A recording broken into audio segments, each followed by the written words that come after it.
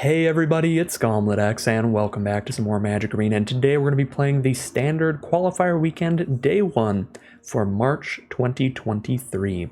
I did qualify for this event by hitting top 250 Mythic in Limited, that is, by being one of the top drafters last month for the launch of Phyrexia All Will Be One. So this is not a format that I'm really practiced in or prepared for because it is constructed. It is going to be a standard event, but similarly to the last time this happened where I just qualified for an Alchemy Qualifier Weekend, I'm still going to play it out and try to get as many gems as I can, but I'm under no delusions that I am good at this format or practiced enough in this format to actually get like a 7-win run or anything like that. Our goal today is to at least win maybe one round or two and leave with a higher amount of gems.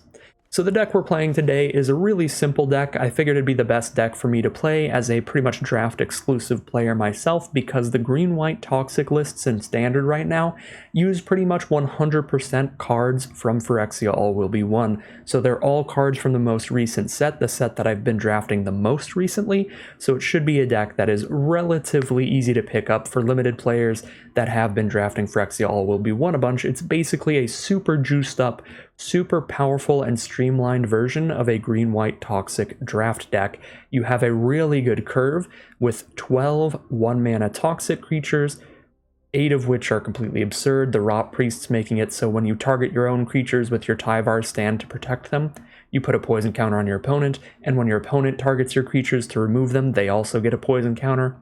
And the Skrelv being a great way to protect your other threats. You can pay 2 life and tap this to give one of your creatures hexproof from whatever color of your choice to protect them from removal. You can also give your other creatures unblockable from a certain color and an extra toxic stat. So this is a really flexible card, being able to blank removal spells from your opponent, and also being able to potentially do things like make your Jawbone Duelist unblockable by the only color of creatures that your opponent has on board, and give it an additional toxic. That would make it a toxic 2 creature with double strike, and you can hit your opponent for 4 poison counters off of that combo really quick. So Skrelv is pretty sweet. Already talked about the Jawbone Duelist, particularly sweet with Skrelv, but also good with Slaughter Singer here, just stacking up the regular combat damage that way. Can also find some quick victories with a Tyvar stand out of nowhere if your opponent is tapped out and chooses not to block the Jawbone Duelist. Skrelv's Hive is really nice for aggressive mirror matches because it's pretty dang easy to corrupt your opponent in standard, so this is going to be constantly producing Phyrexian Mites and giving your entire board lifelink quite often. This is also really good for long grindy matchups where your opponent has a ton of board wipes because it's going to keep making sure that you keep getting creatures on the board even after your opponent board wipes like multiple times. As long as they don't blow up the enchantment itself, you'll keep getting Phyrexian Mites to try to close the game out with. 4 mana, we have Annex Sentry, which is phenomenal. It's going to put another toxic creature on the board while letting you clear out a blocker from your opponent's board as long as it's mana value 3 or less. 4 Bloated Contaminator, some of the biggest kind of finishers in the deck. Everything else in the deck dies to like Abrade, which is like 3 damage to a creature, or destroy an artifact. Bloated Contaminator is just one of the biggest, chunkiest creatures that can survive Abrade style removal that does 3 damage. It can survive Brotherhood's End, which can wipe almost the entire rest of your board. That's another 3 damage kind of board wipe sort of thing. So Contaminator is just a nice big chunky creature that can survive a lot of the removal that the rest of the deck can't, and is its own kind of just big standalone finisher, hitting your opponent for 4 constantly and 2 poison counters every time it hits them. Then last but not least, we do have 2 copies of Charge of the Mites. This is a really nice way to make your board much wider than they expected out of nowhere, which is pretty important in this deck. You get into a lot of positions where your opponent can be at like 7 or 8 toxic, even like 5 or 6 toxic. If you have a few creatures on board and they're making some attacks under the assumption that this is the amount of toxic creatures you have to crack back with, then you cast this in your end step, get 2 Phyrexian Mites out of nowhere. This can just win some games out of nowhere and find you enough poisonous attackers to ramp up that toxic damage to 10. It also is main deck removal against random creatures or planeswalkers if you have enough creatures on the board. So it's also a little bit flexible, but I do like the Charge of the Mites in here. For the mana base, it's very self-explanatory. We have all of the green-white dual lands pretty much. Brush Land's probably the best one in the deck. We don't care too much about our life total, even in aggressive mirror matches, because we have that Skrelv's Hive to potentially give us a lot of life gain. So Brush Land is great. The Overgrown Farmlands are the weakest of the dual lands because they're the slow lands that come to play tapped unless we have 2 or more other lands. So they're tapped in the early game and untapped in the late game. In this deck, much more important to have your untapped mana early in the game, which is why we're only running 3 of the farmlands, but 4 of the Razor Verge Thicket, which is the fast version, where it's untapped in the early game, tapped in the late game. For Mirex here, this is one of the riskiest lands in the deck. It makes one-landers with this in it pretty much unkeepable, but it is really, really good late game. So the turn you play it, it can add a mana of any color, but after that turn, it only taps for colorless. So this is one of the riskiest lands in the deck, but it's got a really good activated ability against decks with a lot of board wipes. If the game's going to go long, you can just keep spitting out Phyrexian Mites with it in the late game. Seed Core is a super, super good land. This is 1 mana of any color only to cast Phyrexian creature spells, which is a majority of the spells in the deck. Obviously, it is only colorless mana for cards like Tyvar Stand, Skrelv's Hive, and Charge of the Mites, but outside of those 10 spells, this can cast everything else perfectly, and it can still provide colorless mana for those 3 spells, and those 3 spells all require some amount of generic mana.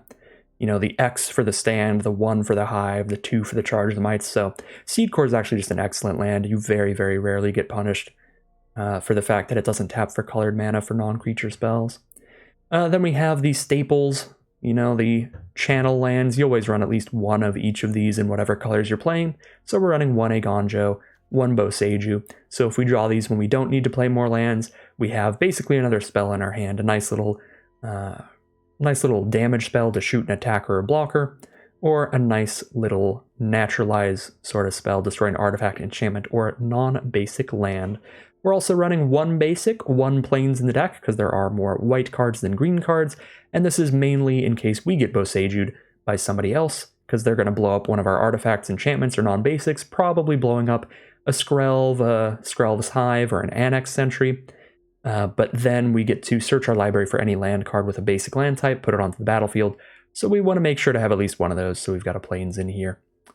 So that is the main deck list. That is the main thing that matters here. This is not a deck that needs to do a lot of sideboarding because the main deck is so streamlined and focused here. I found a lot of times I don't want to do too much sideboarding. Just simple stuff like cutting a land when we're on the draw because we're going to see 1 more card in that game. So the odds of us hitting, 4 lands on turn 4 are the same in a 23 land deck on the play as they are in a 22 land deck on the draw. So we get to cut a land for free, throw something else in there. A lot of just really simple, really minor sideboarding like that, mainly because I don't trust myself to sideboard incredibly well, but also, again, because the deck is so streamlined and focused, I don't think it's a deck that wants to really completely change its game plan. All right, now we'll take a look at the sideboard. The sideboard does have some changes I would like to make, but I did have to get up at like 6 in the morning and just submit this deck before going right back to bed, so I completely forgot about changing the sideboard. But again, we don't have to sideboard too much, so hopefully it's not that big of a problem. And again, also not my wheelhouse, not the greatest at this format in the first place, so I don't even know if my sideboard options that I want to change around would be that much better. I'm pretty fine with the Circle of Confinements, just great cheap removal, pretty self-explanatory stuff there. But then the playset of Lantern Flare, these are good against mono red and can do some stuff against other decks because they can target planeswalkers as well, try to get those off the board. However, I can only really see myself sideboarding this card in against specifically mono red. I don't really think I'm ever going to side it in any other time, in which case I think I'd rather just be playing a playset of Knockout Blow, because that ends up being a 1 mana removal spell to deal 4 to an attacking or blocking creature and gain a couple life still. So I think Knockout Blow is just a more efficient card we should probably be running instead of the Lantern Flare. We've then got a couple Destroy Evils, pretty self-explanatory here. This comes in against Grixis mid-range mainly because you get to blow up their Shield Dreads or you get to blow up their Fables or something like that, mainly to blow up some Shield Dreads, get them out of the way to kill them a little faster. Unlicensed Hearse gives us some Graveyard Hate. Another card I'm not the biggest fan of. This is the second card that I might be interested in cutting and swapping out if I wanted to play a lot of Standard and really try to make this deck my own. I'd probably swap out the flares and the hearses, mainly because while it is good against like graveyard decks and graveyard synergy stuff, we can just try to outrace those decks regularly, which is what I think I'd rather do the vast majority of the time. I don't really think this is the kind of deck that wants to spend time, you know, just dropping 2 mana on a dirty little graveyard hate card here. We want to just keep playing exclusively toxic creatures and curving out, being really streamlined there. So I'm not in love with the Unlicensed Hearse. I don't think I've ever sideboarded it in yet, although I've only done about 4 hours of practice, honestly, but still haven't sided it in once. And then for Wedding Announcement, this card is pretty good if you need some more longevity.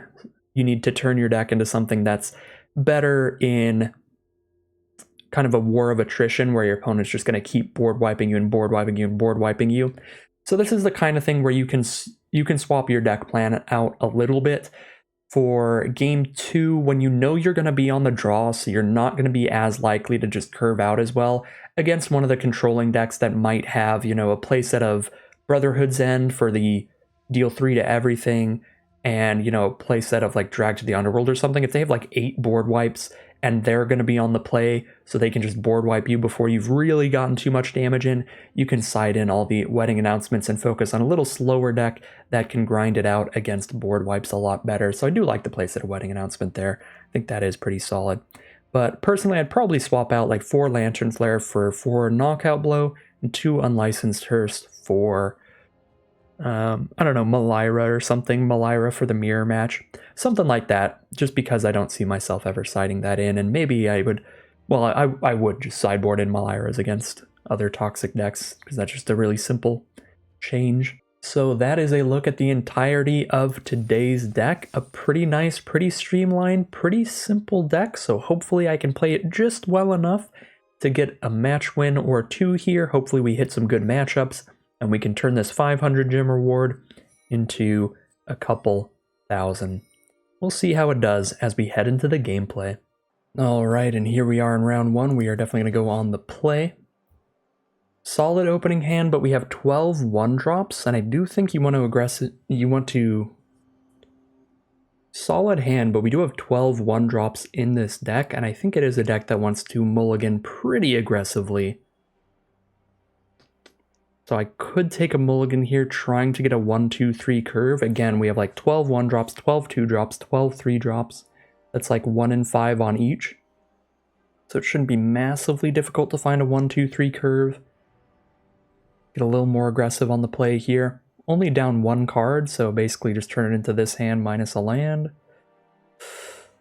This might be a little greedy, but I'm going to go for an aggressive mulligan here. Alright, this does look a little bit better to me, even though we don't have a 3-drop. We get to have the turn 1 Skrelv. That just feels really important to have a 1-drop getting things started. Probably go Skrelv into the Hive, then the Slaughter Singer, because the Hive's going to start making the board wide. Then we buff the wide board state with the Slaughter Singer.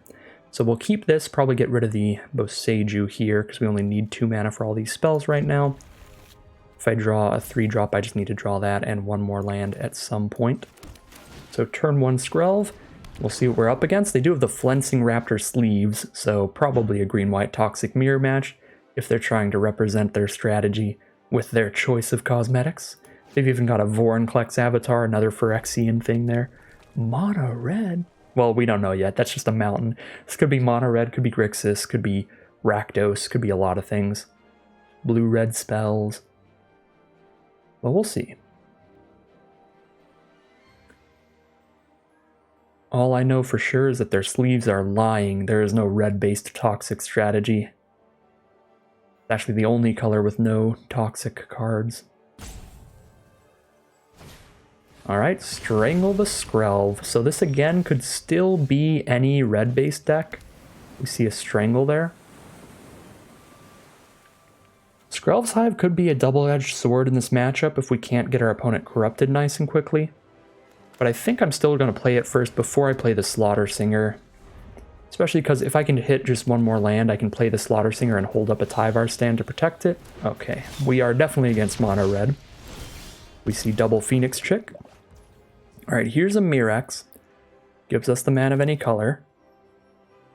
I think I'm going to play Slaughter Singer, hold up a Braid here.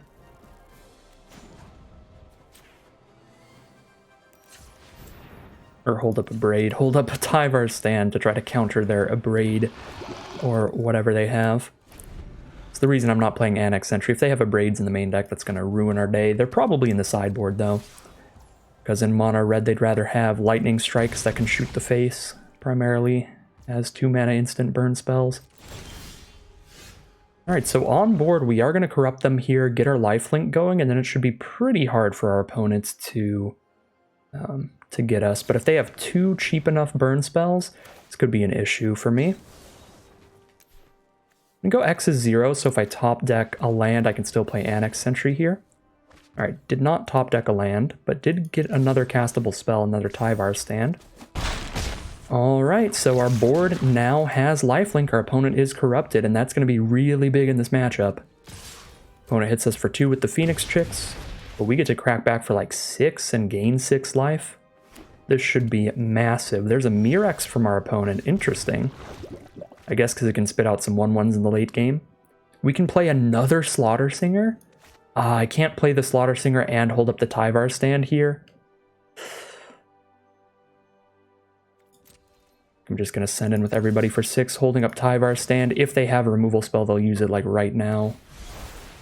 They're going to make 2 1/1s, go for a double block on the Singer, and then we Tyvar stand there. Better to just trade here.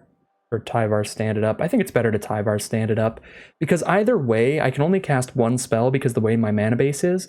So my options here are to Tyvar stand, gain an additional 2 life, and just keep a Slaughter Singer on board, or trade this off and then have another Slaughter Singer on board with no Tyvar stand to protect it anyway.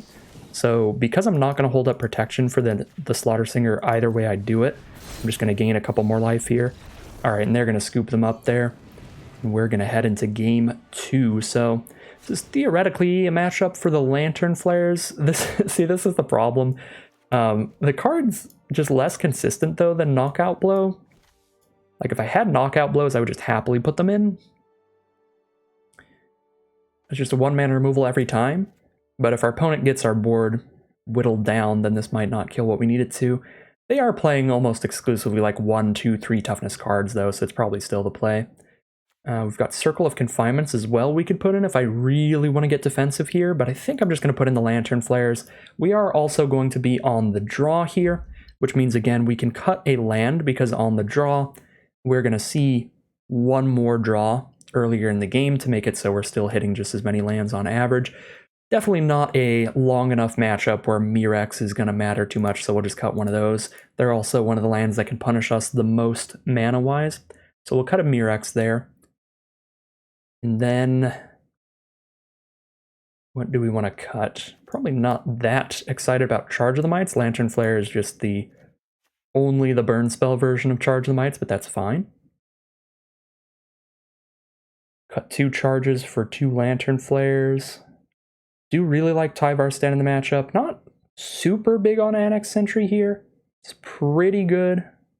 But our opponent probably sideboards in Abrades to mess it up. Actually kind of unsure. I definitely keep Skrelv's Hive in because, again, when we corrupt our opponent, card is ridiculous.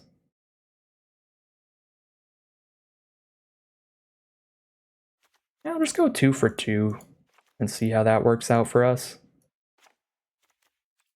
Oh yeah, because we cut a land, I get to put 3 in. Yeah, 2 for 3. Have triple Lantern Flare. Alright. Seems solid. Alright, here we go, game 2. Don't love having the overgrown farmland in the opener. So we're going to play a Skrelv turn 1 by shooting ourselves in the face with Brush Land, but then we play nothing on turn 2 if I don't draw a land. So I'm playing a creature that can't block into nothing on turn 2.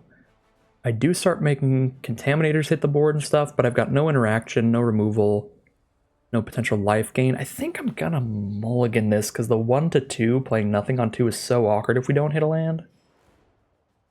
And again, we don't have anything particularly good against red here. We've got a creature that doesn't block, and then we're just trying to aggro out, no life gain of any kind. I'll go for a mulligan here. Alright, this hand is definitely worse. It's mono-colored and a 1-lander, so we go to 5. Alright, we've got a Lantern Flare now. We've got an Annex Sentry as well. Drop the Duelists, I guess. Mana base is a lot better here. I guess I'm not going to have a wide enough board for Lantern Flare to be that good.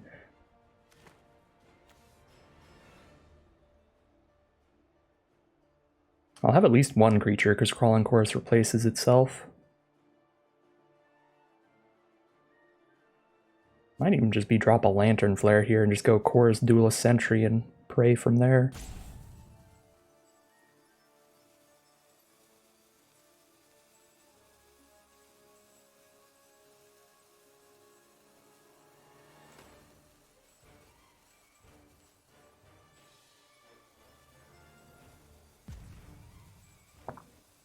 Could drop Sentry, but that's only going to be a good cut if they have a Braids here. I don't know, Chorus into Duelist into Flare. Decent way to start the game. We get to draw extra cards here as well. Mulligan might have been a bit greedy on this one.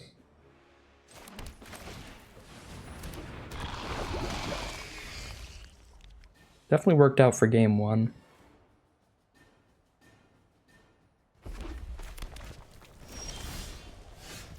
Skrelv coming up.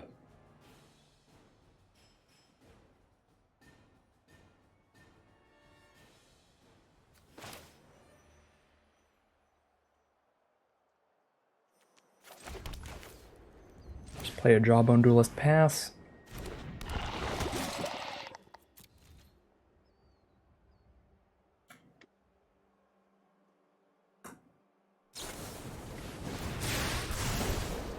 They are going to Lightning Strike the Duelist. Alright, nothing here. Probably just holding up a bunch of interaction. A Skrelv and Lantern Flare. I don't get to hold up...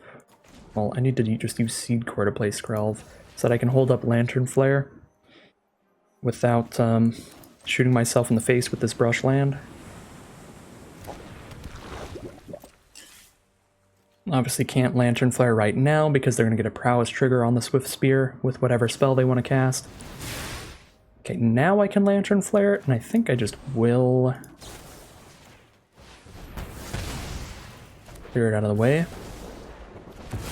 This is a weird matchup. We're just going to keep shooting each other's creatures and kind of doing nothing right now. Sorry, I bumped the mic stand there. Yep, Obliterating Bolt the Chorus, get it exiled. Yeah, they're just like mono red control now. There's a Rotpriest I could play, or I could just make a Phyrexian Mite from the Mirex.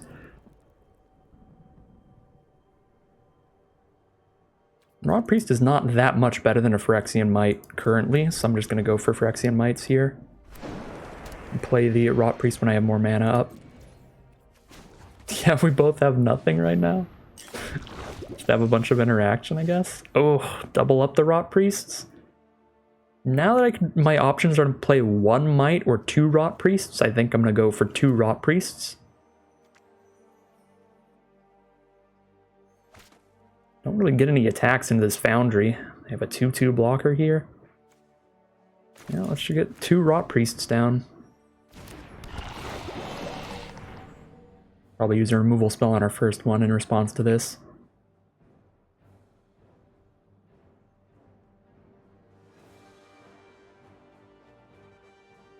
Hopefully it's another Lightning Strike, something that's a 2-mana removal spell. That way they're tapped out of blocking with Mishra's Foundry this turn. No, 1-mana removal play with fire it is. They still have the mana to activate the Mishra's Foundry and block with a 2/2, so we just pass. 1/3 of the way to corrupt it. If we corrupt them, then we do get to start attacking in with 1/1s, because we can turn them into 3/2s with the Seed Core, the +2/+1 ability. 2/3 of the way to corrupted. One more poison counter, and I can start attacking with my Mites.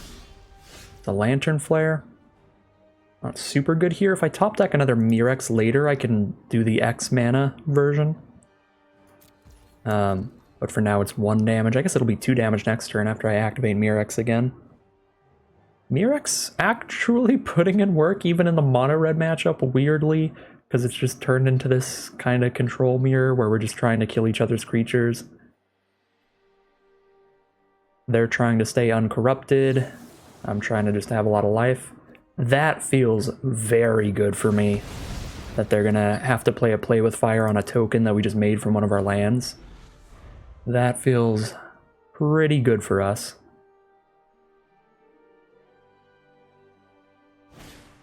Kumano faces Kakazan. Alright, 1 damage to us. Next turn they get a +1/+1 counter on whatever creature they play. Turn after that, that turns into a 2/2 haster to start beating us down with. Tyvar's Stand. Interesting. Can trade Tyvar's Stand into their Mishra's Foundry. That puts them down a land and keeps our Mite on the board. Or I can just make another Mite for now. I think I'd rather just make another Mite for now. Because then I'll have 2 Mites on board, which is enough to shoot something for 2 with the Lantern Flare and still have a Tyvar's Stand. You Thundering Raiju? I'd love to block with this Mite and Tyvar's Stand that, but obviously the Mite can't block. Oh, and it gets the extra counter from the Kumano, so it's going to be 5 damage regardless. Well, that's pretty bad for us, but we can guarantee they are corrupted now at least, which is nice. We do get to get these Mite tokens in guaranteed since they tapped out for it. Ooh, Slaughter Singer too? That's pretty exciting. We can play a Slaughter Singer, still hold up Tyvar's Stand or Lantern Flare. This Raiju's gonna hit me, but I can Lantern Flare the 2/2 and gain a few life. Again, gonna take a lot of damage from the Raiju, but feels pretty good. Get some good counterattacks in here.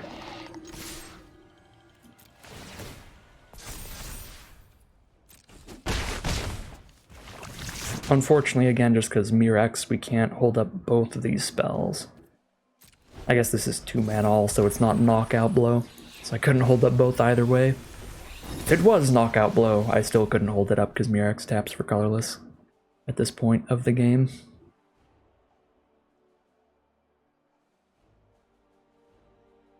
Oh, are they going to make us Tyvar Stand here? I mean, if they make us Tyvar Stand, we still basically gain like 6. Because we just chump Raiju without losing a creature. They have 1 final card in hand. If it's another play with fire, they can kill the Slinger. I think I need to kill something with Lantern Flare before they go to attacks, ideally. They don't get the Squee trigger. We probably have to just kill Squee here. How many cards do they exile to bring it back? 4? Yikes. So Squee can just come back anyway. Squee makes 1/1s every time it attacks, though. It's gonna be a close game, but it looks like we're probably dying. I might be able to Tyvar Stand them back for lethal. Does it shoot face? No, it doesn't shoot face. So I could shoot Squee. They probably attack us with everybody. Hold no blockers up. They take 1, 2, 3, 4, 5, 6 on board. I can add to that with Tyvar Stand and Seed Core. Not quick enough to survive, though. Alright, well, I kind of have to just kill Squee. But they're going to kill us in 2 attacks here. We need to draw something pretty much perfect. Have to draw into... I don't know, the thing that gives our board lifelink or something, but even then, I don't know if we're surviving another hit. Probably not. Down to 8 here. They get to bring Squee back. Oh, they just have Strangle for the Slaughter Singer anyway. Alright. Yeah, Skrelv's Hive's not enough if they can kill the Slaughter Singer. If they couldn't kill the Slaughter Singer, this might be good enough. But yeah, we're taking 5, 6, 7, 8, 9, 10, 11. Next turn, we're gaining 1, 2, 3. I'll be at exactly 11 and then I'll die. I take exact C's. Yeah, if they didn't have Strangle in hand as well, we might be winning this game. Right, because I hit for 1, 2, 3, 4, 5, 6, 7, 8. And gain 8. Be at 16 life here.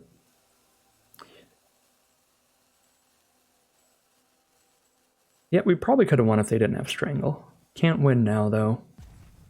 1, 2, 3, 4... I guess I go to 12, actually. 5, 6, 7, 8, 9, 10, 11. But then I die to Skrelv's Hive triggering next turn. Alright, I'm at 12, I take 11, I go to 1 life, then I untap, upkeep, die.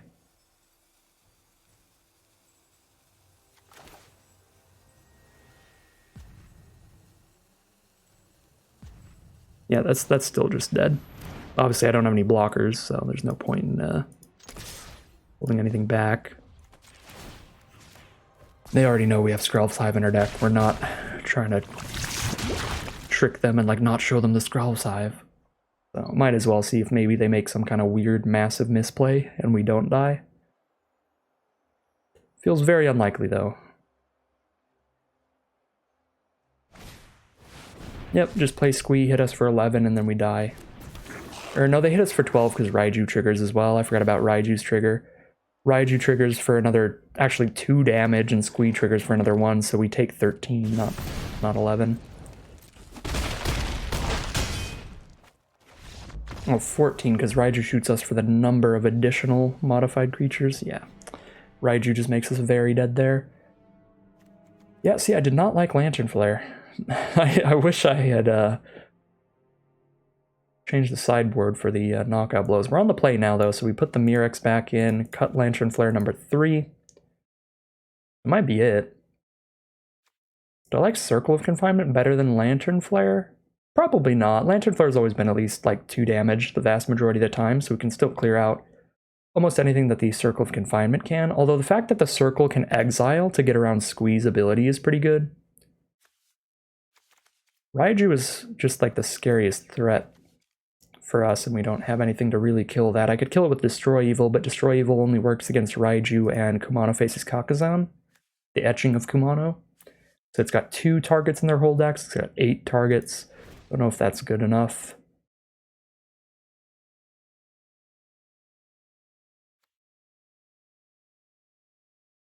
Yeah, Circle or Lantern Flare. I'm just going to go for double Lantern Flare. We saw 0 copies of Abrade from them, so Annex Sentry might actually be pretty sweet. We should probably just keep that in our opener. The game got pretty close. Maybe if I didn't mulligan so aggressively, I had a better shot there. And we'll see. See how it does going into Game 3. Just cutting 1 Lantern Flare for the 23rd land again. At least I think it's 23rd. Very bad at counting. Alright, definitely play first. This is a 1-lander with a tap land.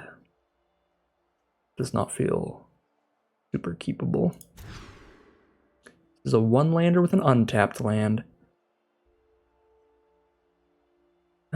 It's gotta be good enough. We just need to hit 1 land, and then we're gonna have a Skrelv's Hive coming up. I don't think I can just mold a 5 again, especially on the play this time. Alright, well, we did put a land back in here, so did what I could to prevent this, but looking like might be an L here. If we hit a land immediately, this does look like a winning hand. But one of the easiest ways to lose a game of Magic is to just not hit your land drops, so 1-landers are always tremendously risky. But I think it's going to be better than most of our 5-card hands. We still have 2 playable spells until we hit our next land, and then we can play everything in the whole hand. And get rid of one of the 2 Lantern Flares here. Drop the Rotpriest, hope for the best.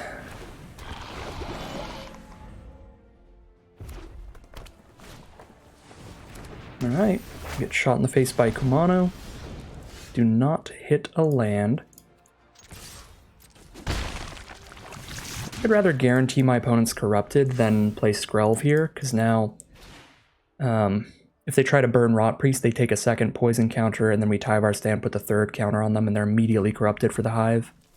Again, a corrupted Skrelv's Hive is a pretty good way to beat the red decks, making sure that everything in our deck has a lifelink.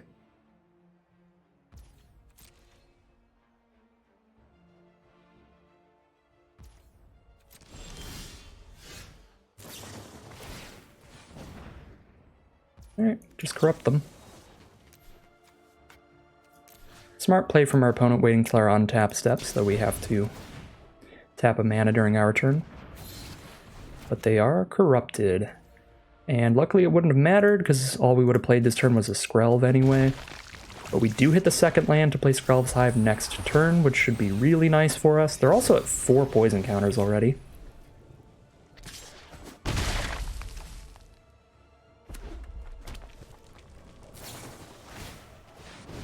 Five poison counters, let's go. They cited in Rending Flames, they're just on like all removal. Alright, well Skrelv's Hive with no creatures on board isn't the craziest thing ever. I kind of like Chorus Skrelv, then play the Hive after we actually have some creatures to gain some life. And I'm taking some damage here. Down to 14. Not horrendous, but a little scary against red.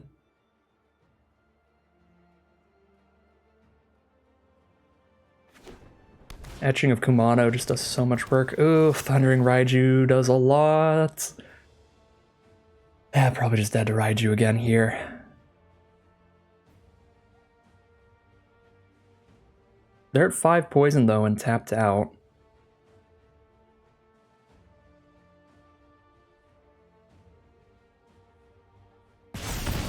Into 7 poison.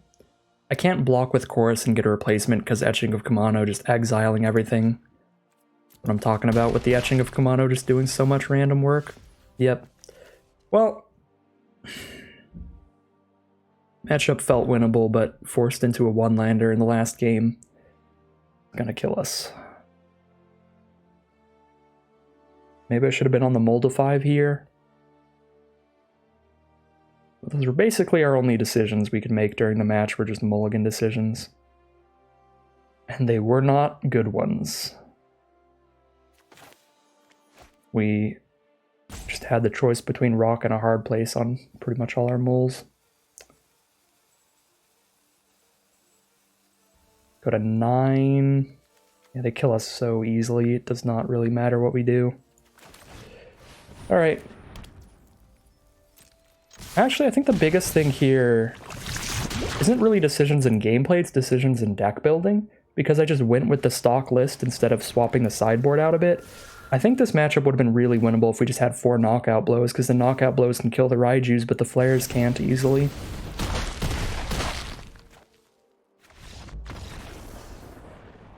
Yeah, that's just losing because I trusted the standard stock list instead of making my own swaps. Oh, opponent's on the play here, so it's not like we're going to curve out super aggressively, so I'll keep the no 1-drop hand.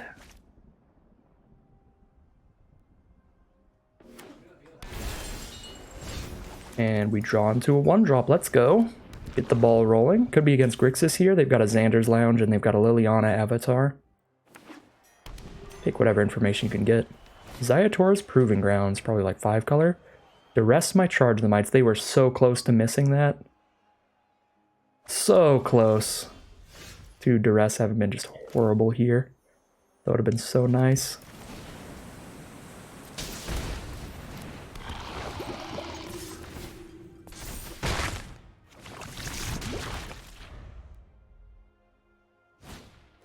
Blood Tithe Harvester Classic. See it all the time in Grixis mid-range style decks. Just get it out of the way and keep getting our opponent poisoned here. Do what we do with our aggressive poison starts. Could be worth it to have just held Skrelv up to protect the Annex Sentry from removal, keep them from getting their creature back here. What the heck? Am I gonna get double duressed and they don't miss in this deck? Dang it. Should have played the Skrelv side, played around duress here. Well, they're on a 2-lander, so pretty bad spot. I should have played Slaughter Singer pre-combat. That was loose. That was loose. We could have done a ton of extra regular combat damage here. But they're dying to poison really quickly, too. Yeah, they're just going to scoop it up. Yeah, they're going to die to poison just as fast, whether or not I play Slaughter Singers. That wasn't the biggest punt ever, but I definitely should have played Slaughter Singer. We would have hit them down 3 more. They'd be at 5 life and 8 poison instead of 8 life and 8 poison. Again, it doesn't really matter because I don't really have a way to deal 5 damage to them without doing more than 2 poison. So they would still just die in the same number of attacks, but would have been strictly better to play the Slaughter Singer. I don't think that was really enough information. They played 2 copies of Duress and 1 of the Vampire thing. I guess I could put Destroy Evils in, assuming that they have Shieldreds. But I don't know Standard well enough to know what's going on with the green land here. Probably like 5-color Leyline binding or something. I don't know. We'll run it back. Well, I shouldn't run it back. I should cut a land. Actually, Mirrex is a decent activated ability for this matchup, but I still don't like the colorless mana it provides. I'll cut like a Mirrex for a wedding announcement. Get a little grindier here, potentially.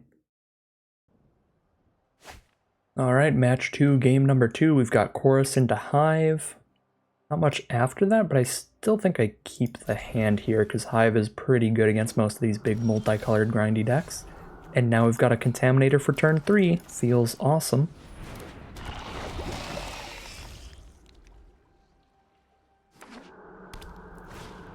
Blood Tithe Harvester is going to start things off from our opponent. Just roll out the curve here. Skrelv's Hive, pass. Could have sent the Chorus in to trade a Tyvar stand with the Harvester, but I'd like to just get this Skrelv's Hive going ASAP.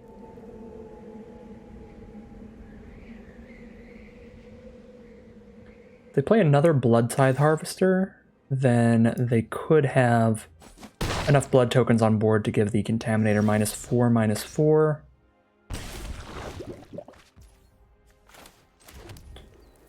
Still think I'd probably play it over the Annex Sentry, though. And play it post-combat.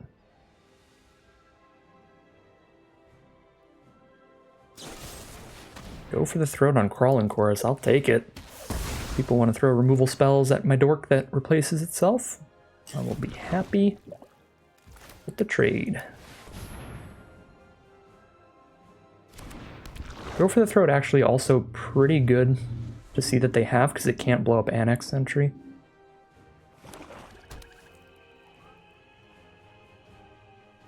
Now they still definitely have like a playset of Infernal Grasp. Well, they might just be straight up just Rakdos here, just playing the Triomes for cycling lands.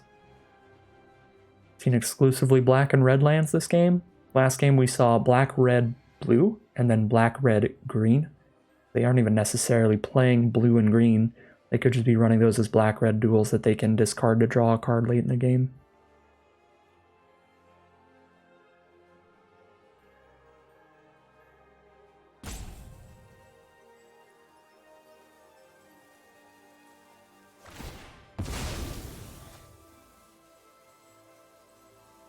They're gonna 2-for-1 themselves to kill the Contaminator. Turn the music off. I think my arena's playing 2 songs at once again. Oh, Brotherhood's End to wipe the board. Fair enough, that explains the use of the removal spell earlier. It was still pretty solid for us. Slaughter Singer is a great draw because now I get to play Slaughter Singer and still hold up Tyvar stand. Mainly I get to play a creature here without having to play an Annex Sentry exiling nothing. That would not be ideal. They're down to 3 cards in hand. Cruelty of Gix. Make us discard Annex Sentry, or they just immediately reanimate something. Do they discard anything good? No, they just have a Blood Tithe Harvester. Alright, search for a card. Probably grab another board wipe here. Just immediately. They're going to reanimate something next turn. They bring back the Contaminator or the Blood Tithe Harvester. Probably the Blood Tithe Harvester. I think we keep a Gonjo in the hand here. Hold up Tyvar Stand Sentry. If I play a Gonjo, I can play Tyvar Stand and activate Mirrex, which might be worth it. Might be worth losing out on the channel ability on the Agonjo. I actually think that's probably pretty real. I'm going to play Agonjo here so I can play Tyvar Stand against the board wipe and get a token from Mirrex in the end step.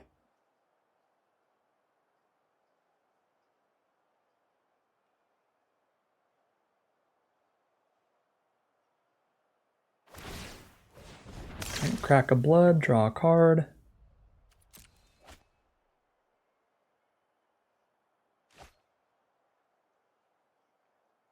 Oh no! Oh no, they had the Atraxa to discard and reanimate. Well, we're dead. Now I know what we're playing against, though. That might be a big enough deal that we actually put the hearse in. That's horrendous. Yeah, I mean, we just lose. Atraxa is just one of the best reanimator targets ever printed. Draws a million cards when it hits the board, and it's a 7-power lifelinker with vigilance and flying. Still try to poison them out through the life gain, but yeah, that's horrendous.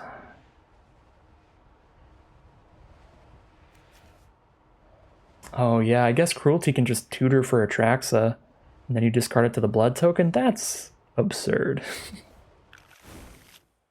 Actually absurd. Atraxa is basically Grizzlebrand, but you don't have to pay any life to draw the 7.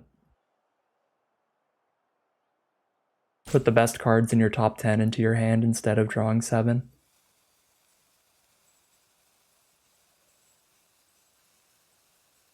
You only get to draw the one time with Atraxa, though, instead of getting to do it over and over and over again.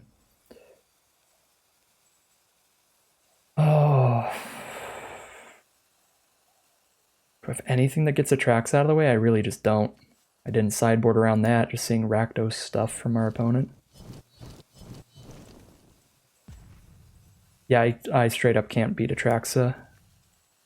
My current main deck. I was thinking maybe if I protect the Slaughter Singer, they gain no life. And then I crack back, try and get in for poison. I mean, our best bet is to be getting in for poison now, because they're going to be at 1,000,000 life. I could Tyvar Stand to try to kill Atraxa, but I need way more mana than I have right now. I can do +4/+4, make Slaughter Singer a 4/4, but if Slaughter Singer's dead, then I only have 1/1s that I can make 5/5s, which isn't big enough to kill a 7/7. I think we protect the Slaughter Singer and try to get more poison damage in, but they're only at 3 right now, so Atraxa just kills us. Alright, Blood Tithe Harvester. And we use the Mirex.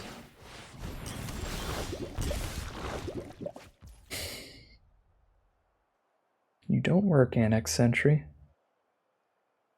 Simply don't work here. These are fine at clearing out Blood Tithe Harvesters, but they're not going to do anything else. Alright, this game's unwinnable. Let's move to the next one.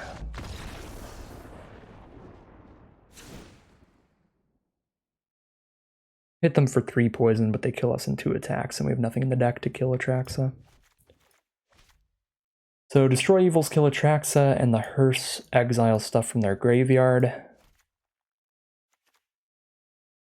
What cards are bad here? Annex Sentry really only hits the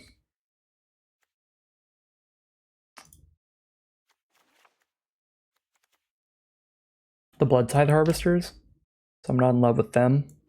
And then we'll probably cut Wedding Announcement. Run the double Destroy Evil, double Unlicensed Hearse game plan. Charge the Mites is fine still for making the 2 Mites out of nowhere and trying to find that poison damage.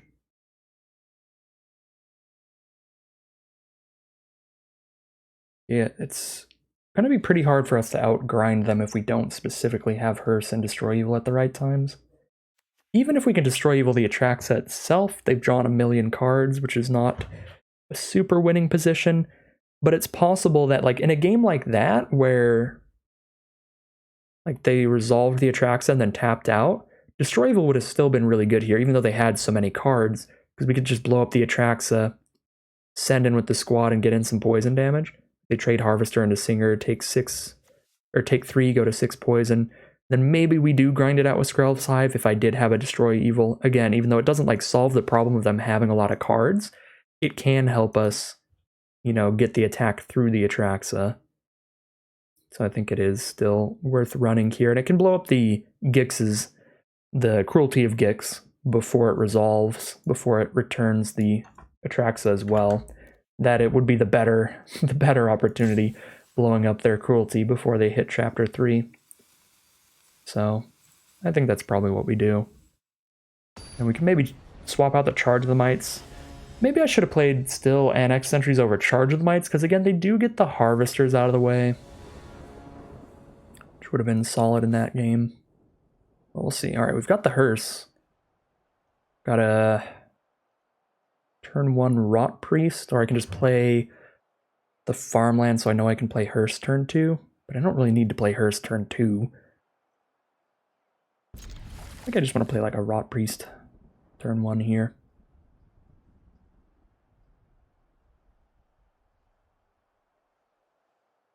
They target it, take extra poison. I don't get to play anything turn 2, that is always awkward. I guess because my current hand doesn't play anything turn 2, it's probably better to just play a 2-drop on turn 2 and nothing turn 1. Farmland into... I'm actually going to go farmland, and then I'm going to go Skrelv Rotpriest turn 2. Set up for the Slaughter Singer if I hit another land. Okay, if I hit another Skrelv, I'm definitely going to play Skrelv Rotpriest. Try to get one of these Skrelvs to die, hopefully.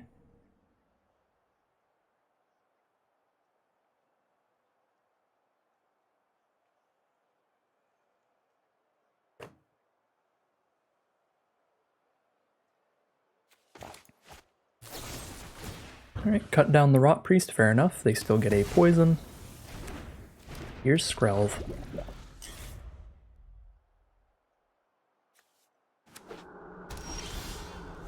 Alright, we did hit another land so that we can play Slaughter Singer or Jawbone Duelist here. Skrelv can't protect itself with its ability. I guess I could already play Jawbone Duelist, keep a Gonjo in hand. Not that I'm really going to shoot anything with a Gonjo. I think I like playing Duelist before Slaughter Singer. The one thing I don't like about it is if they kill Skrelv with something, then I could play Skrelv and Duelist in the same turn next turn, but I couldn't play Skrelv and Slaughter Singer. But if they end up killing Skrelv, we can still go like Skrelv Unlicensed Hearse next turn off of a Gonjo, which is fine. Yeah, I'm going to play Duelist here before we play the Singer. I'm fairly sure I do just get the Gonjo out of the way. So if we hit another land, we get to play Singer and Hearse.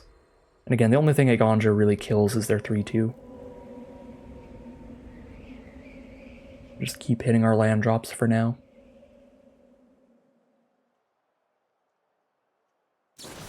Alright, Parasitic Grasp of a Duelist. Get a Rotpriest. Play Rotpriest Hearse, or I can play Slaughter Singer.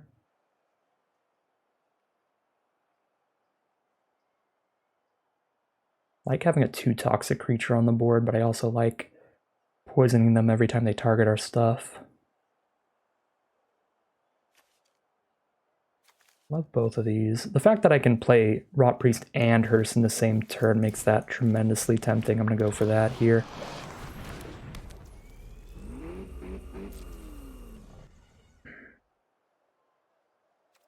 Much as I'd love to hit them, if I don't attack with Skrelv, if they have any targeted removal they want to play, I'm forcing them to use it on the Skrelv so that I can play my next Skrelv. Because they can't use targeted removal on Rotpriest while Skrelv is untapped.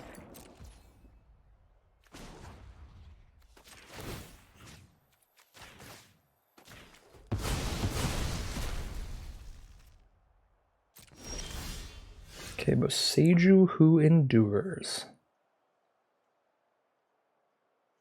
We play a Slaughter Singer here.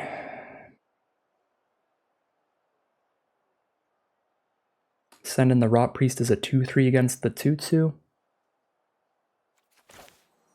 Feels like what we do.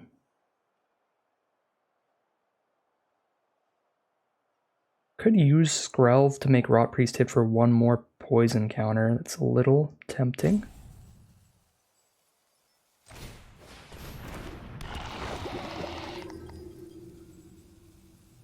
I kind of like keeping Boseiju in hand against this deck because we can hit a Cruelty with it if they end up abrading Unlicensed Hearse or using any kind of removal like that.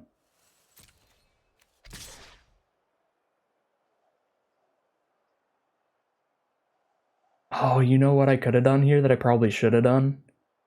If I played Boseiju instead of holding on to it, could have went Agonju, Boseiju to play the Slaughter Singer, then I'd still have a white source up to play another Skrelv if they take the Skrelv trade. But now we'll just not offer the Skrelv trade.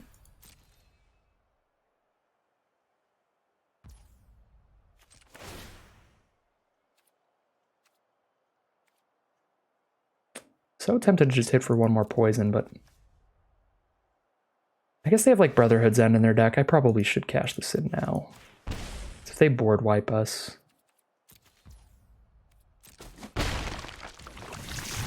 and I've just gotten nothing out of Skrelv, that's going to be pretty horrific. And they are about to discard 2, draw 2, and dig for a board wipe if they don't have one already.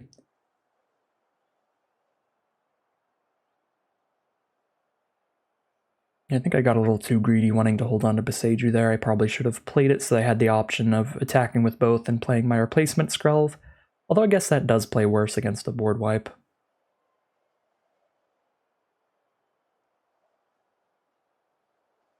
Then they board wipe me and I have just stone cold nothing. No discards, okay. Trying to keep the hearse under control. We have no graveyard synergies, so we'll just start exiling our own graveyard. Keep buffing up the hearse. We can get a really big attack in later.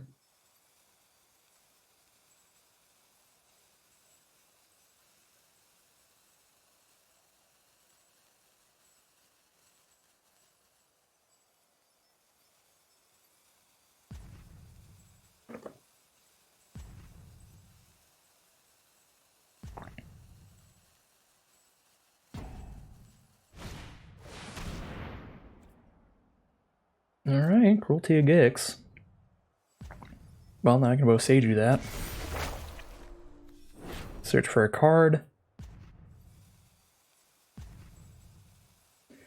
I guess I don't need to Boseiju it again, because I can exile anything they try to target in response to the third ability, and it's already resolved the scariest part for us this game.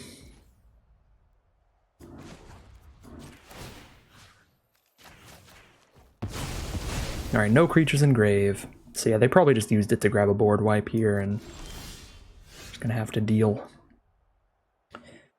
We know they have Brotherhood's End. Do I just hope that that is the board wipe they have here and still play the 4/4 Bloated Contaminator? Possible. Possible that's the line we take. If they didn't hit a board wipe, though, this attack's pretty bad because they kill Slaughter Singer, but I just have to assume I feel like that's what they would do here. Yeah, trade for Skrelv to take that off the board. Okay, that's kind of interesting. Could have traded for Slaughter Singer. I have no idea what that means. We're going to take extra poison. Alright, I'll play Contaminator. It survives Brotherhood's End. Doesn't survive, like, Drag Down, if that's what they searched for.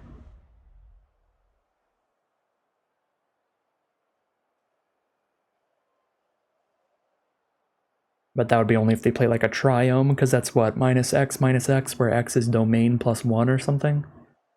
That's currently just 2. They're going to go for the Throat the Contaminator, get a poison counter from Rotpriest, and then try to reanimate it? Do they have go for the Throat and a Braid for the hearse? Is that the plan here?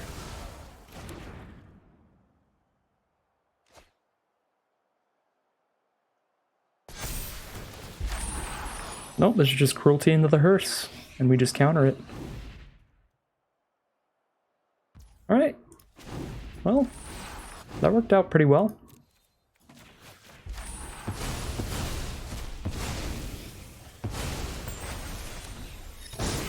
Definitely really good stuff from the unlicensed hearse, so I was correct in my assumption that I did not know enough about Standard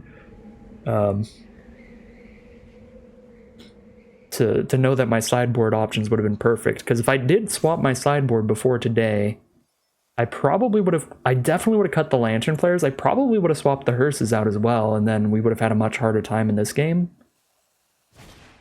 I do have the Brotherhood's End. But they are at 8 poison. Could also just start hitting them for 6 with the hearse. Kills them pretty quick. I'm pretty into that. I'm actually even going to play Boseiju here, so I can play Slaughter Singer and Skrelv. You need another board wipe pretty much instantaneously. Put them to dead to hearse or toxic damage pretty easily, because they're down to 7.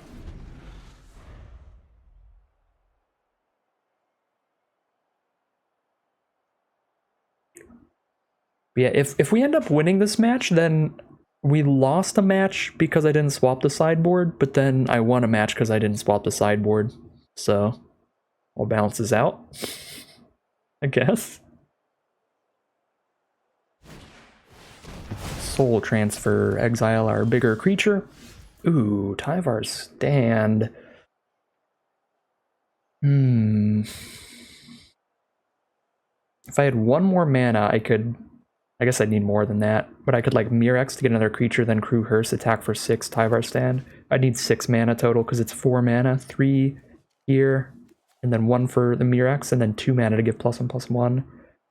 I guess I'll just hit for a poison. That honestly seems better than hitting with Hearse, because now we get to hold Hearse up in case any shenanigans happen, and I can just make another 1/1 Phyrexia Mite. So even if they wipe the entire board, I just make a 1/1 Mite in their end step and kill them with it.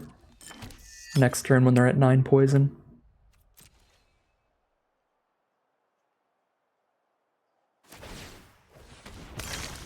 Discard Atraxa, draw a card. Gonna exile the heck out of that with the Hearse, for sure.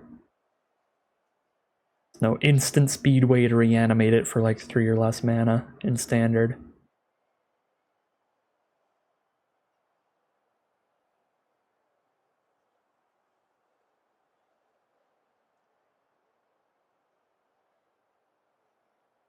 So if they drew a blank here, then we just kill them by having Skrelv plus a 1/1 Mite and attack with both. Okay, they're gonna go to the end step.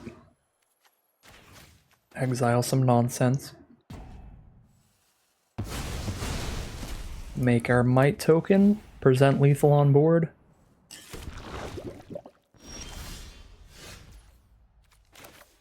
And let's see.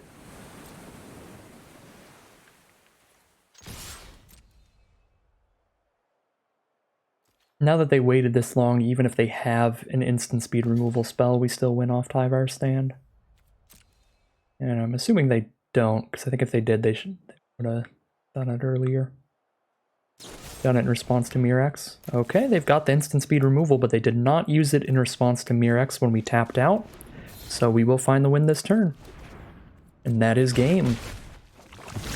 We got a match win. I'll take it. Very happy about that one. I was definitely really bummed out about not making changes to the sideboard that I thought were solid changes after game 1. So that makes up for it quite a bit, where I didn't run into anything that I was that scared of using Hearse in my practicing. But Hearse was really, really nice there to make sure that they couldn't just do the Atraxa thing. Because I think if they had the Cruelty of Gix, so if they had just like, pulled out an Atraxa, discarded it, reanimated it, we probably would have just lost that game. So I think Hearse definitely found us the victory that round. So very, very happy with that in the sideboard. Now I have enough experience to say definitely swap out 4 Lantern Flare for 4 Knockout Blow. But actually keeping the Hearses, not bad at all. Not bad at all. We are 1-1. We have some extra gems. We've gotten 500 more gems than I was expecting to leave with, so solid start. We'll take it as we head into round 3. 1 land hand. Multiple Tyvar Stand is super awkward without a lot of creatures. We've got 3 drops in the hand as well, and it's a 1-lander. Feels like we have to mulligan here. It's a bit better. When we don't know what our opponent is playing, what do I swap out here? I like Duelist into Singer. I also like Hive into Singer. It's probably one of the 2 drops. It could be one of the 3s. I like Annex Sentry in most matchups, but I like Contaminator in most matchups. Honestly, we could probably drop literally anything but a land and it would be a fine choice.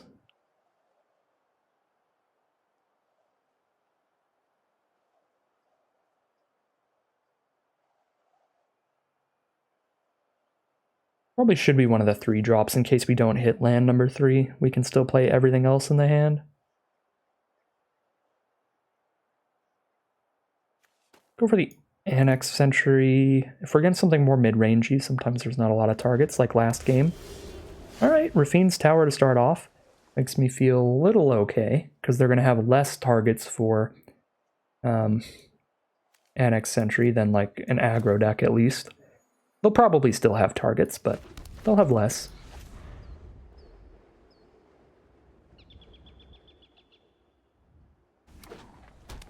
Alright. Unless they're like blue-white soldiers with a Rafine's Tower for cycling. Thalia. Why did I open my mouth? That's a human soldier. Well, Skrelv's Hive's more expensive, but Thalia doesn't hurt our deck that badly. The first striking body's pretty annoying. I think I'm just going to play my double striker so I can trade into that and try to get it out of the way.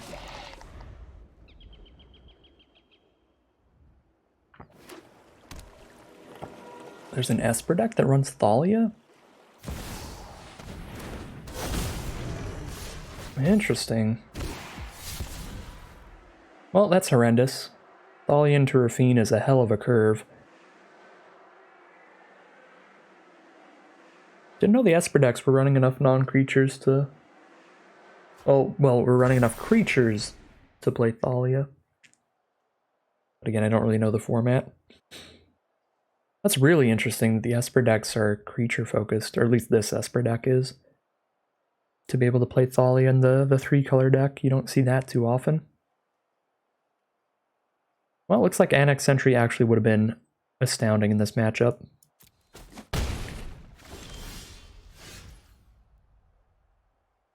Like to draw more creature spells, not these non-creatures. Yeah, Thalia and Rafine is just massive. I don't know what we do here. My game plan here is to just lose and take my 1,000 gems. Because that is a brick wall that we are not breaking through. One Tyvar stand costs extra mana here. Rafine is an absurd card. 1/4 flyer, every creature you attack with gets to connive. Just 1 creature per attack, but Rafine does give your other creatures the ability to connive like Thalia.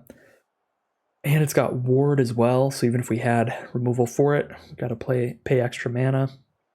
So even if I had the Annex Sentry in hand, I have to wait till turn 4 to target Rafine with it.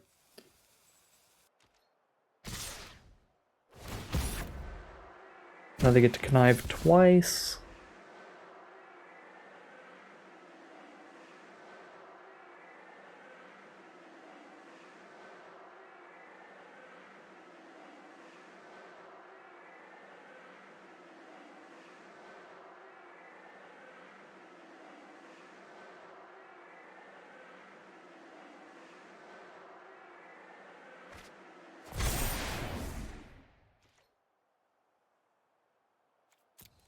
That's pretty horrendous all around.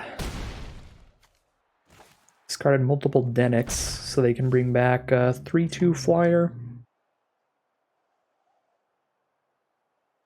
And it keeps giving them clue tokens every time they connive, just once per turn. But they get a clue token when a creature is put into a graveyard. It's really absurd. Adeline is my best friend, and I hate to see Adeline on the other side of the table. Because she's going to kill the absolute heck out of me. Adeline, also a very absurd card, but it's a card I like running, so I don't hate it. Because I like to play the card. Yeah, she's completely busted. She's an army in a can, keeps spitting out a 1/1 every time she attacks, and has power equal to the number of creatures you control. So single-handedly makes a super wide board state and a super tall board state with a super high power. Yeah, we're just super dead. This is just a nuts curve on the play here. Thalia, Rafine, Adeline.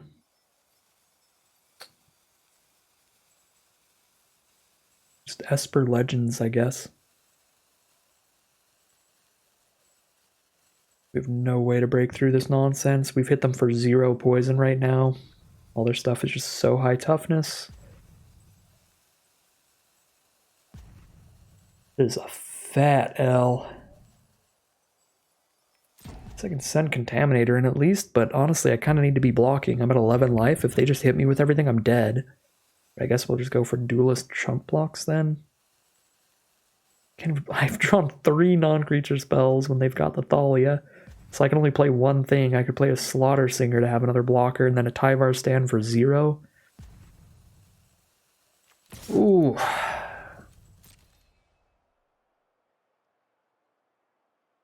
Just gonna go through the motions here because I don't think there is any way we're winning this game. So I'm just gonna click buttons until I die. At least maybe we get to see a little more of the cards in their deck here.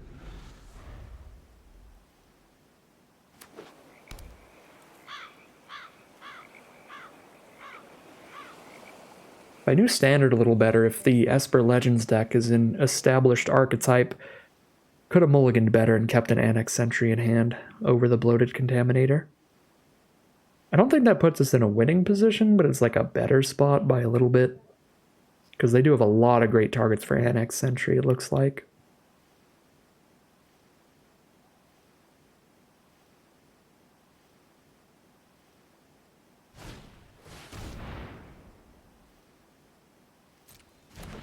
More legends that connive as they play them. This does some other stuff too, right?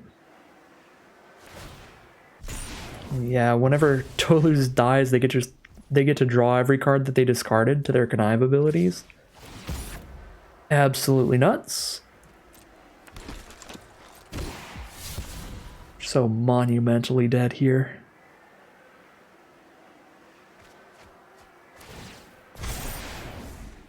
Oh my god, Rafine is a 5/8 now? Oh my god. Somebody call an ambulance.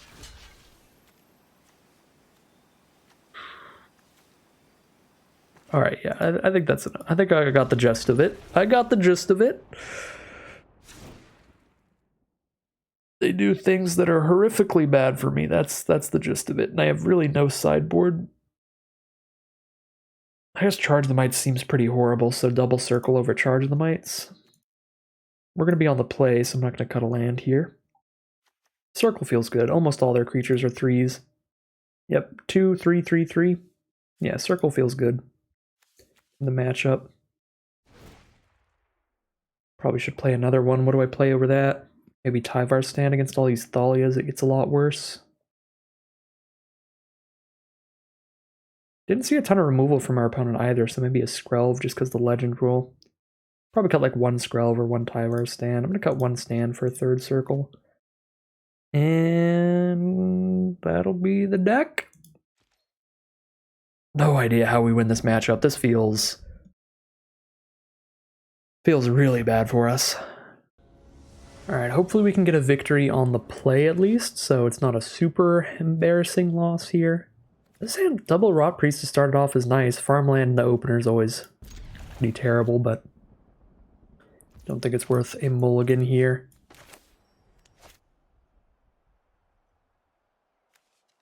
I'm just gonna go Rotpriest turn 1, Rotpriest turn 2.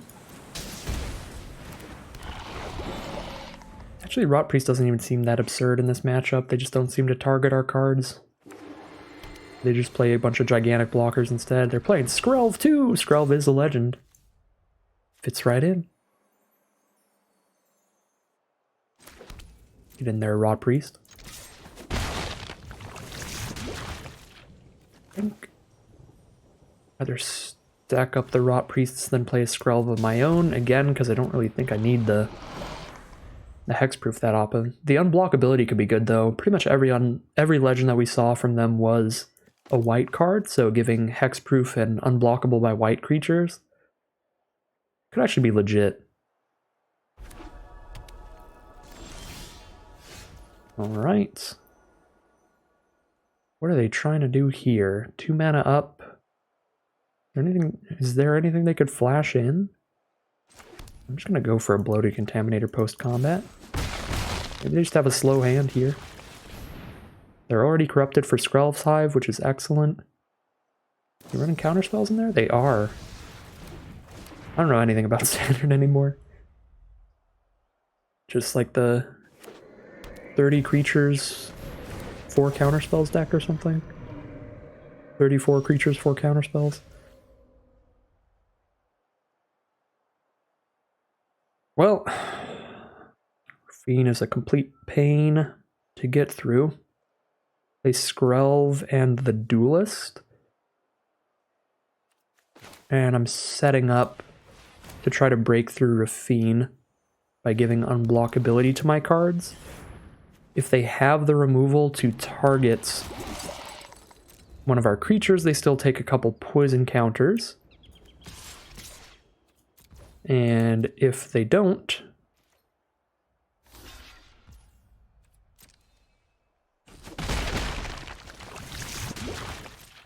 then we go wild with Jawbone Duelist. I should have played this all post-combat again, because maybe they would play around a Tyvar stand and not block with Rafine, but that feels unlikely. Probably the same end result, but it's more valuable to have done that all post-combat, because we might have scared them off of blocking with Rafine. Play around a Gonjo as well. Alright, they're tapped out, so we can just unblockable the Duelist. Let's do it. If I can just unblockable the Duelist twice, they're just dead. And I'm going to gain like 1,000 life here. It's probably better to play Slaughter Singer than buff Duelist with Seed Core. So I'll pay for the life here, so that I can afford the Slaughter Singer still.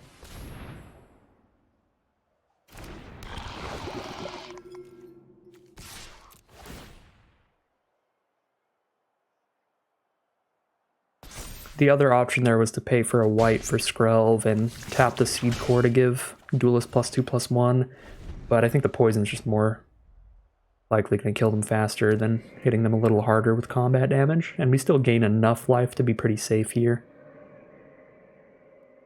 Yeah, they're at 8 out of 10 poison. Yeah, they're just dead. Let's go! We got a victory! Okay. Well, we got 1 W against that deck. Their deck feels fast enough that Mirex is not going to be great for us. But I don't think I have a particularly great sideboard. I could just put a Tyvar stand back in, I guess. Cutting a land on the draw here. I think I'm just going to leave the deck as it is here. Have a little bit of a higher land count. It's fine. Helps us pay for Dahlia taxes. I don't want to get hit by the IRS. That sounds like a bad idea. They will track you down and find you like Liam Neeson. I don't want to get involved in that. Alright, opponent is on the play here. Got a Circle and an Annex Sentry. Try to interact with their creatures. It feels like our best game plan in this matchup, just from the one game I've ever won this matchup, is just be as uninteractive as possible and just try to Skrelv things through unblockably.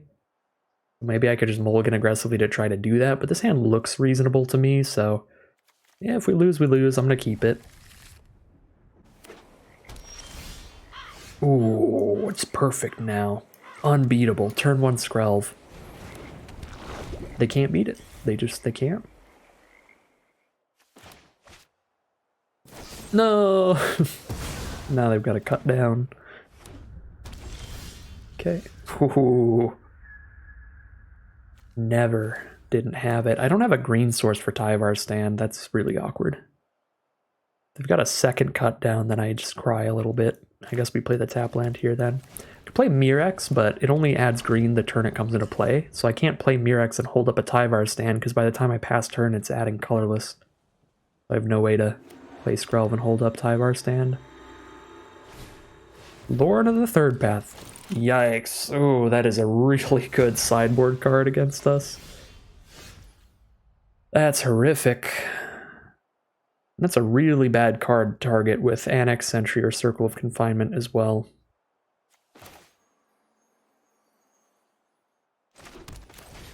play Bloated Contaminator then.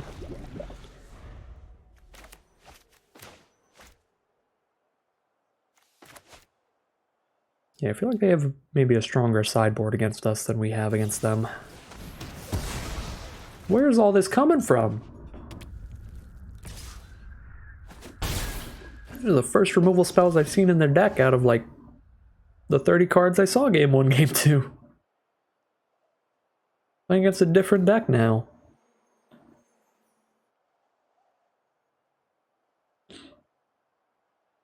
Still feel like it's a pretty bad idea to Annex Sentry the Lauren, but I can't do anything else. Could Circle of Confinement the Lauren, but then if they hit another Lauren, they blow up the circle, then they get that one back and they blow up another. But I guess it dies to the legend rule, so it's not the craziest thing ever.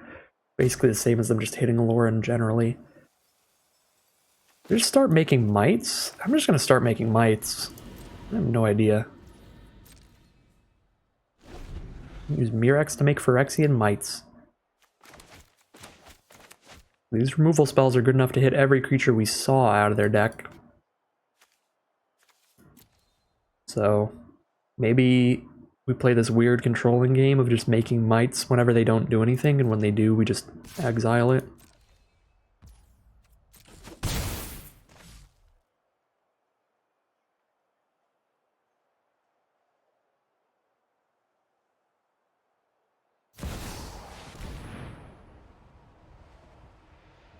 Probably should have expected that.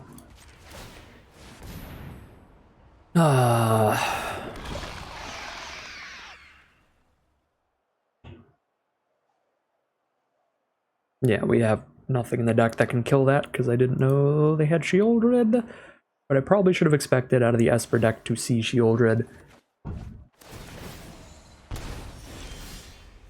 Yep. I think pretty much all the decisions today came down to sideboarding and mulligan decisions that are just pretty hard for somebody that doesn't have experience in the format to get down correctly.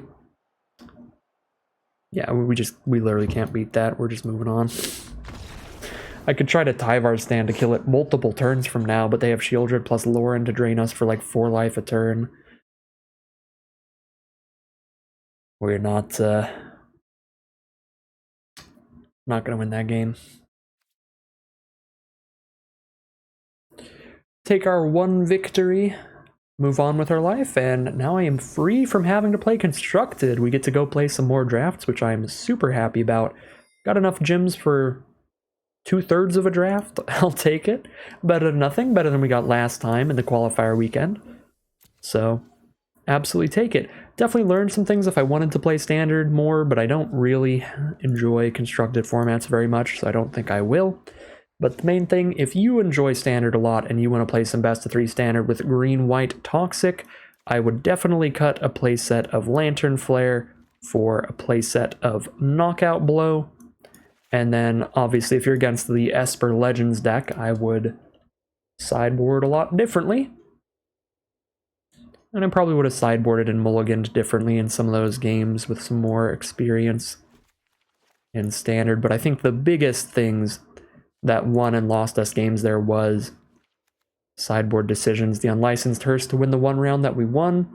I think we could have beat that red deck with knockout blows to blow up the kaijus, because those were the really, really big deal.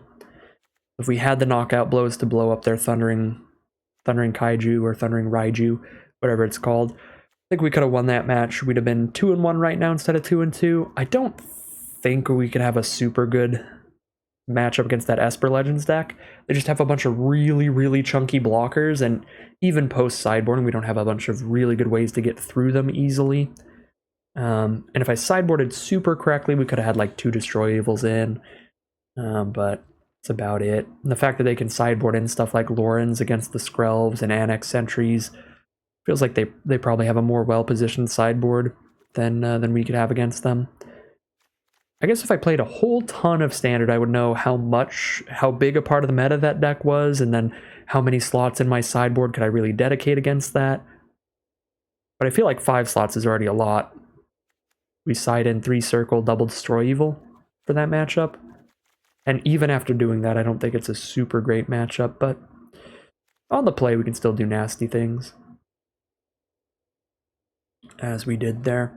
Yeah, I don't know. Definitely not the greatest person to ask for standard advice, but did want to show off the competitive event because I know a lot of you like to see that kind of gameplay.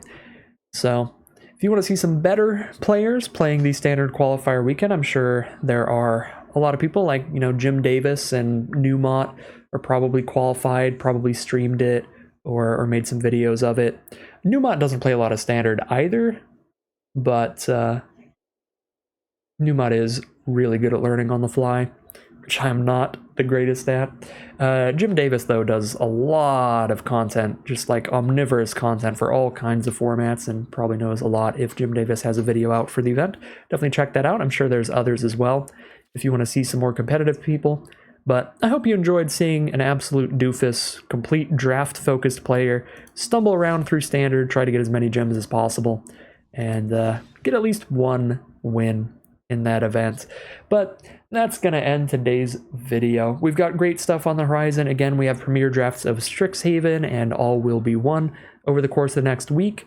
We have the return of Shadows over Innistrad coming to Arena in just a couple weeks now. That is the next massive event, the next massive format that we are going to be diving into very deep and doing probably daily drafts of that when it comes out. So great stuff for drafters. If you're interested in any of that, that is the format that I focus on. That is the format that I'm pretty confident I can give you a lot better tips and tricks than I can in standard for, at least.